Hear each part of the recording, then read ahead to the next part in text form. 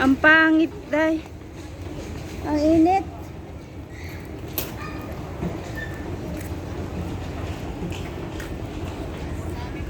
Wala na guys, yung dagat dito sa MOA.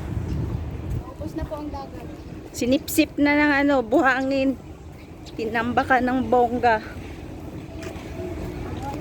Kaya pinaparusahan tayo ng kalikasan dahil dito Ito talaga pasimunong Maynila sa pagkapasaway Kasi dati ito lang yung kaligayahan ng mga tao Dito kami guys sa MOA.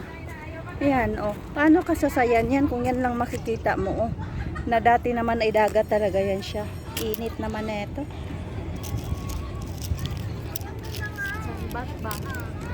Ayan guys, dagat yun dati dito. Kaya ito yung dinadayo ng mga tao. Ngayon, Ayun dami isda. paano yan ginawa ng isla. May tilapia. Ayan tinambakan ng lupa. May tilapia. Paano tayo sasayan yan? Wala na.